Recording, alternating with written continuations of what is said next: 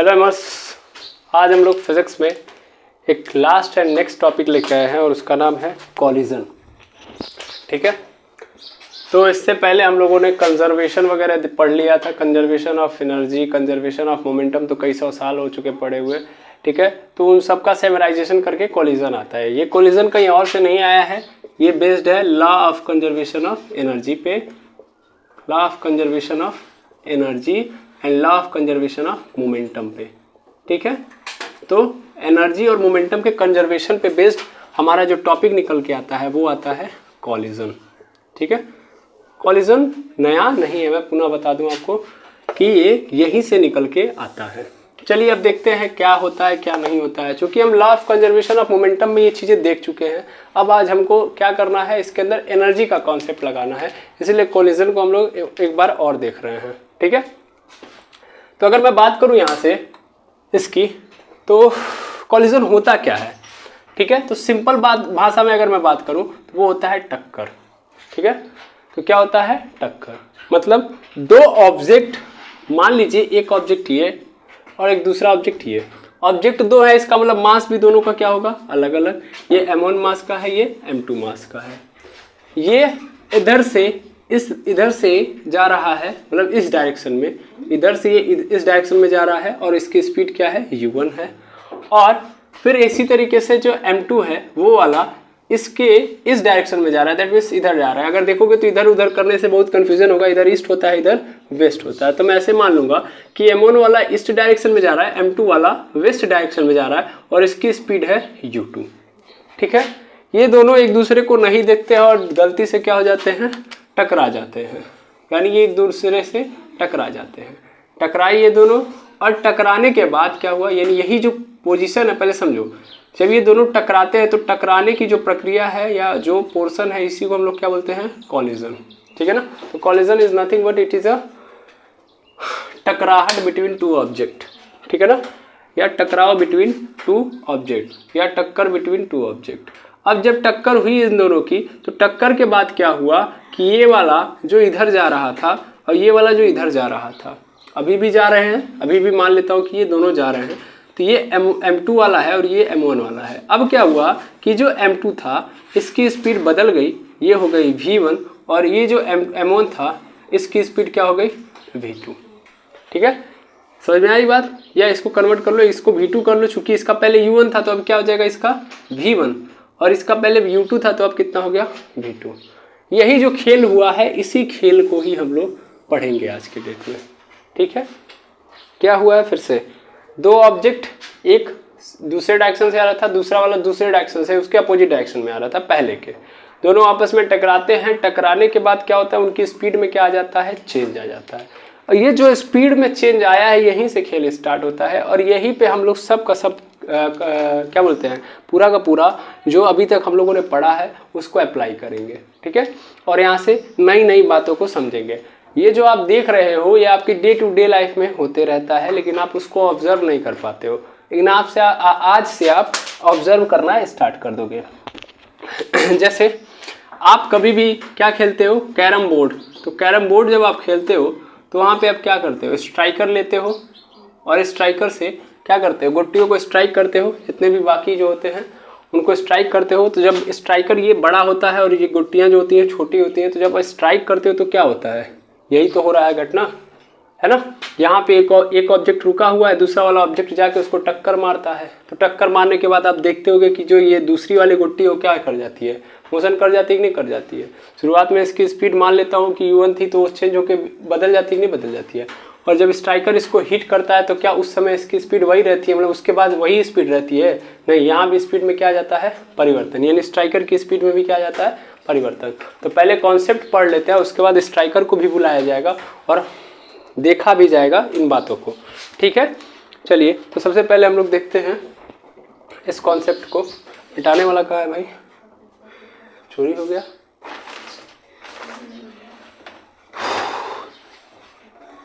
बड़ी दुविधा हुई, 1 मिनट रुकेंगे। चलिए आगे देखेंगे हम लोग, आगे देखते हैं। चलिए देखिए, टक्कर के प्रकार को हम देखें तो टक्कर के प्रकार के आधार पे अगर हम बात करें चीज़ों को कॉन्सेप्ट में डिराइव करने की, तो यहाँ पे 3 प्रकार की टक्कर होती है, यानी 3 प्रकार का कोलिजन होता है। ठीक है, सबसे पहला कोलिजन होता है जिसका नाम है इलास्टिक कोलिजन। इलास्टिक कोलिजन, ठीक है। दूसरा होता है इन इलास्टिक कोलिजन, और इन इलास्टिक कोलिजन का ही एक तीसरा टाइप है, मतलब in elastic collision he perfectly in elastic collision में बदल जाता है। मतलब ये नया कोई टाइप नहीं है, इसी को ही हम लोग डिराइव करके बोल देते हैं इन इलास्टिक कोलिजन। चलिए अब इनके गुणों को समझते हैं हम लोग। ठीक है, इलास्टिक कोलिजन मतलब टक्कर भी मैंने 3 प्रकार से करवा दी, 3 प्रकार से टक्कर हो रही है। तो टक्कर मतलब टक्कर होती है। अब इसमें 3 प्रकार का मतलब क्या है, तो ध्यान दीजिएगा इलास्टिक कोलिजन का अर्थ क्या होता है, तो अभी आप समझ जाओगे। जैसे मान लो एक ऑब्जेक्ट ये है, एक दूसरा ऑब्जेक्ट ये है, ये भी अंधाधुंध इस दिशा में जा रहा था, ये भी अंधाधुंध इस दिशा में जा रहा था, ये जा रहा था ईस्ट में, ये जा रहा था वेस्ट में, दोनों ने एक दूसरे को नहीं देखा और टकरा गए। टकराने के बाद क्या हुआ, इनकी स्पीड, मान लो ये m1 था, ये m2 था, भाई मास तो चेंज होने वाला है नहीं, तो मास तो चेंज रहने से रहा, लेकिन चेंज किसके अंदर हो जाता है, स्पीड। शुरुआत में अगर मान लो इसकी स्पीड u1 थी और इसकी स्पीड u2 थी, तो अभी इस m1 और m2 की स्पीड में क्या आ जाएगा, चेंज। ये जा तो रहा होगा m2 इसी डायरेक्शन में, लेकिन स्पीड इसकी क्या हो गई है, चेंज।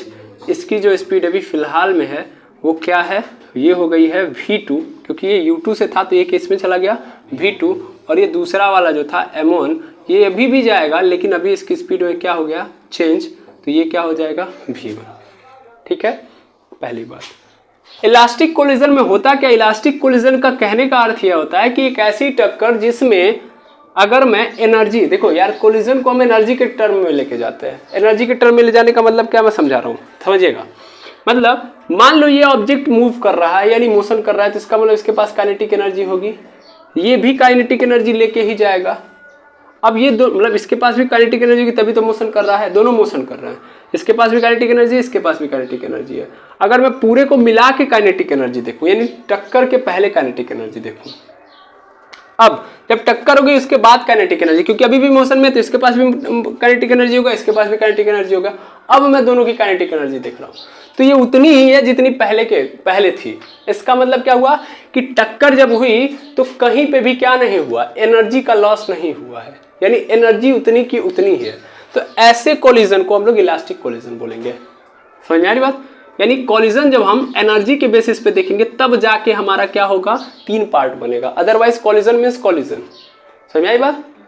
तो क्या मैंने बोला, मैंने ये बोला कि भैया जितनी एनर्जी पहले थी दोनों ऑब्जेक्ट के मिला के, मतलब दोनों ऑब्जेक्ट को मिला के जितनी एनर्जी दोनों के पास थी शुरुआत में, जब टक्कर हुई इन दोनों की, फिर जितनी एनर्जी देखी गई बाद में इन दोनों के पास, तो उतनी ही एनर्जी है जितना पहले थी, यानी एनर्जी कहीं भी लॉस नहीं हुई है।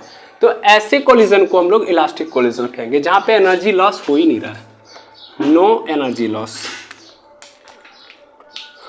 ठीक, तो नो एनर्जी लॉस।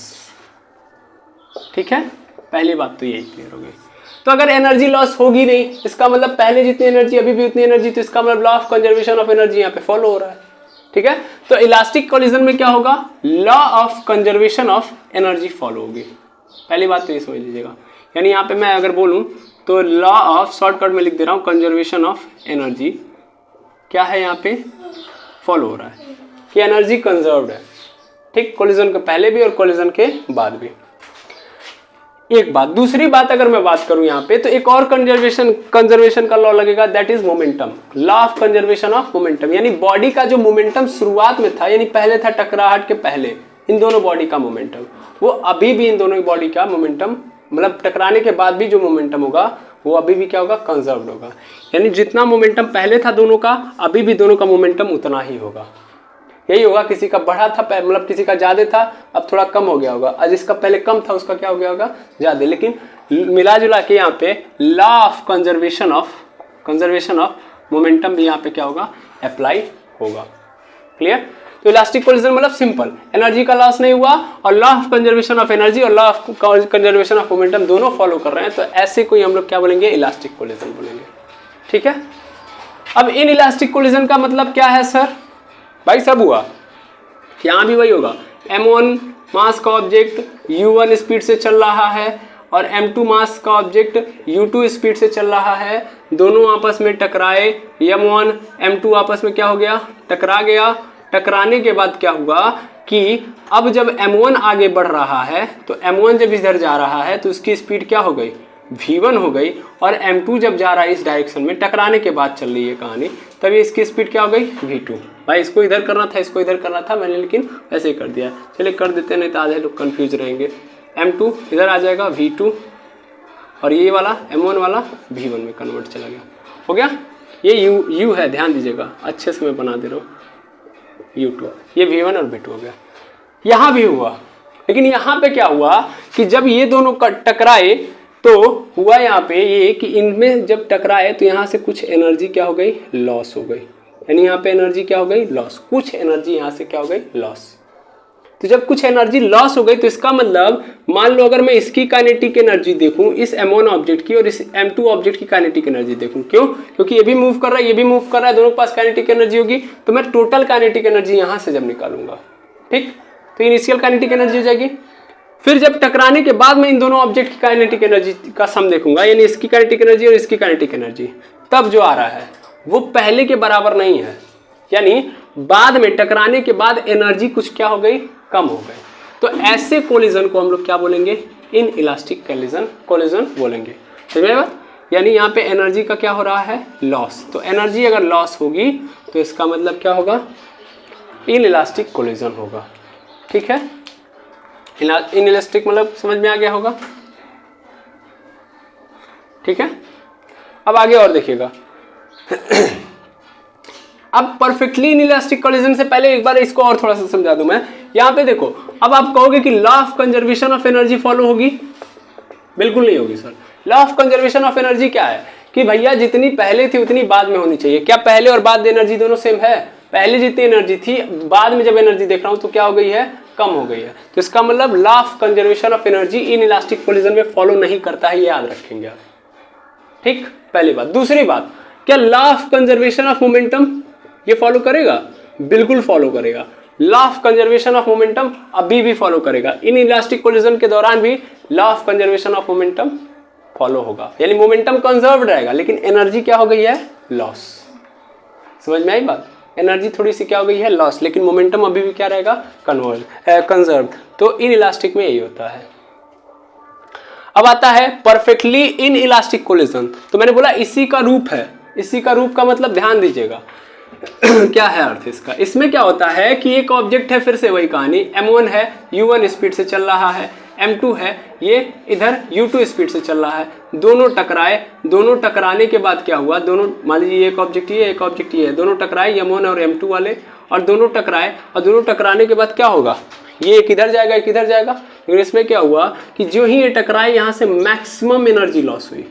क्या हो गई, मैक्सिमम एनर्जी लॉस हुई, मैक्सिमम एनर्जी लॉस हुई, और मैक्सिमम एनर्जी लॉस हुई, और उसके साथ साथ ये दोनों आपस में क्या हो गया, जुड़ गए, और ये दोनों अब जुड़ के, यानी m1 और m2 जुड़ के अब v वेलोसिटी से आगे बढ़ रहे हैं। यानी अब ये दोनों के दोनों अब आपस में एक बन गए, जुड़ गए। ये एक अलग ब्लॉक था, ये एक अलग ब्लॉक था, लेकिन जब टकराए तो टकराने के बाद क्या हो गया, आपस में जुड़ गए। यानी दोनों के मासेस या इन दोनों ऑब्जेक्ट आपस में जुड़ गए और वो सिंगल वेलोसिटी से चल रहे हैं। यानी अब m1 और m2 का अलग अलग स्पीड नहीं है, सिंगल एक ही स्पीड है, दोनों एक साथ चल रहे हैं, ठीक है। तो ऐसे कोलिजन को हम लोग परफेक्टली इनइलास्टिक कोलिजन कहेंगे। और इसमें मेन फंडा क्या है कि इसमें एनर्जी का जो लॉस होता है वो क्या होता है, मैक्सिमम होता है, ठीक है। इसमें सबसे ज्यादा एनर्जी लॉस होती है, तो मैक्सिमम एनर्जी का लॉस होता है। और सेम प्रक्रिया यहाँ भी law of conservation of energy follow नहीं होगा, क्योंकि पहले जो एनर्जी थी और बाद में जो एनर्जी होगी वो क्या हो जाएगी, चेंज हो जाएगी कि नहीं हो जाएगी, बिल्कुल हो जाएगी। दूसरी बात कि यहाँ पे law of conservation of momentum अभी भी फॉलो होगा, क्योंकि इनइलास्टिक कोलिजन में अगर फॉलो हो रहा है law of conservation of momentum, तो यहाँ भी फॉलो होगा, ठीक है। तो आई होप कोलिजन की टाइप आप समझ लिए, through the energy, through the momentum, ठीक है।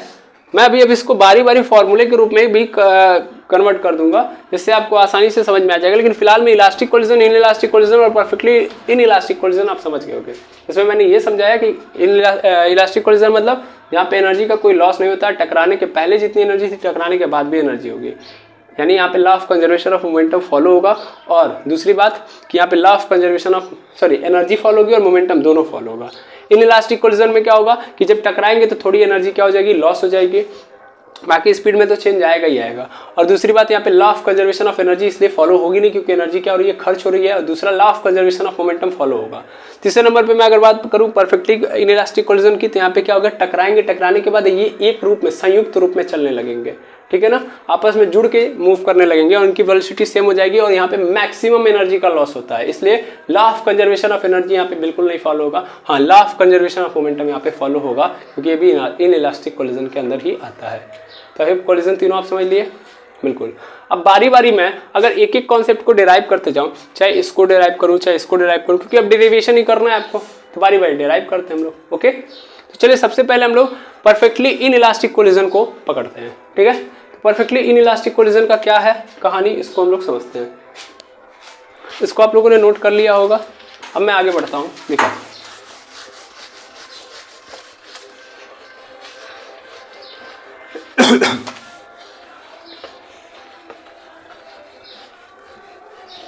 देखिएगा, सबसे पहले मैं यहां से लेता हूं परफेक्टली इनइलास्टिक कोलिजन को।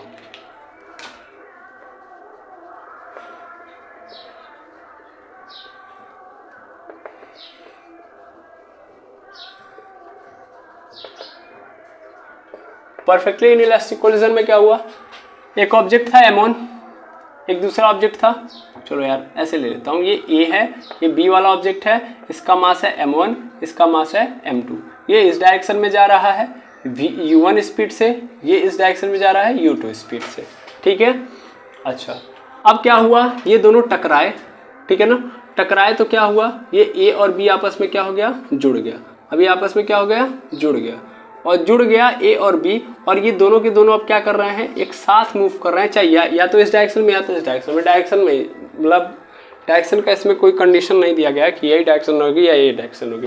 भाई अगर ये वाला ब्लॉक ज़्यादा भारी होगा तो इधर लेके निकल लेगा, और ये वाला ब्लॉक यदि भारी होगा तो ये इधर लेके निकल लेगा, ठीक है ना। जिसका मास ज़्यादा होगा उस डायरेक्शन में, उसके डायरेक्शन में ट्रैवल करेंगे। तो मैं मान लिया इधर ये चले गए और ये क्या हो गया B। अब मैं अगर A और B का मास देखूँ तो क्या हो जाएगा, m1 प्लस m2, क्योंकि संयुक्त रूप में है, कंबाइंड फॉर्म में है, कंबाइंड फॉर्म में है, तो ये हो गया। अब अगर मैं यहाँ पे बात करूँ law of conservation of momentum, चूँकि मुझे पता है यहाँ पे लॉ ऑफ कंजर्वेशन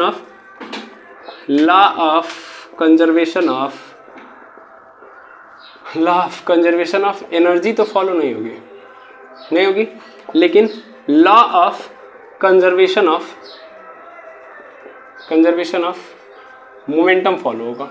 और law of conservation of momentum क्या होता है, पहला क्वेश्चन तो ये हो गया।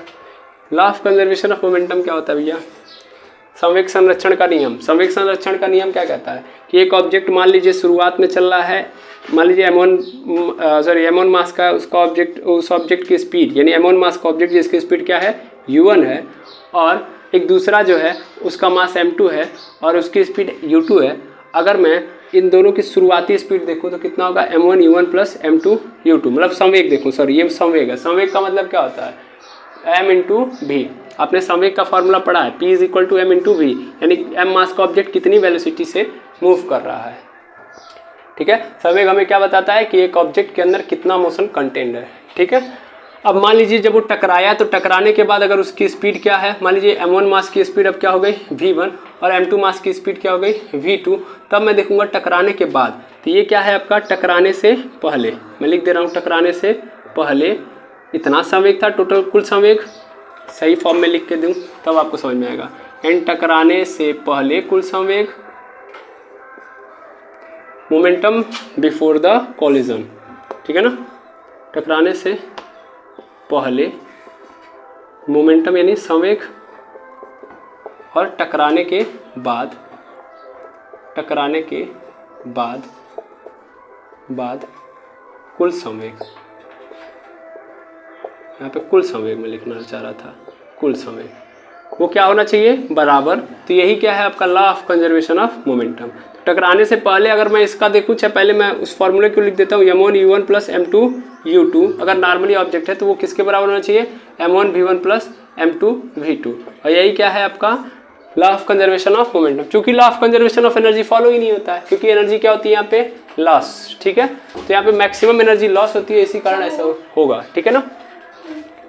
अब आगे अगर मैं देखूँ यहाँ पे m1v1 plus m2v2 is equal to u2 है, m1v1 प्लस m2v2 है यहाँ पे। आगे देखिएगा यहाँ पे अगर मैं यहाँ पे देखूंगा तो चूंकि मुझे पता है कि यहाँ पे शुरुआत में कैसा कंडीशन है, ऐसा कंडीशन है, तो इसका मतलब शुरुआत में m1 ऑब्जेक्ट है, उसकी स्पीड कितनी है u1, और दूसरे वाला जो ऑब्जेक्ट है उसकी स्पीड m2 है और मास m2 है और स्पीड क्या है u2 है। तो अगर मैं कुल संवेग टकराने से पहले देखूंगा तो इतना ही होगा, और जब टकरा गए तो टकराने के बाद अगर मैं देखूंगा तब तो टकरा गए जब तो ये दोनों मासेस आपस में जुड़ गए, तो टकराने के बाद कुल संवेग का मतलब P is equal to M भी होता है ना भाई। कुल संवेग तो मतलब क्या, m कितना है, तो सर टकराने के बाद m1 प्लस m2 है ना, और स्पीड क्या है इसकी v, स्पीड क्या हो गई v, तो टकराने के बाद कुल संवेग कितना हो रहा है m1 plus m2 into v, ठीक है।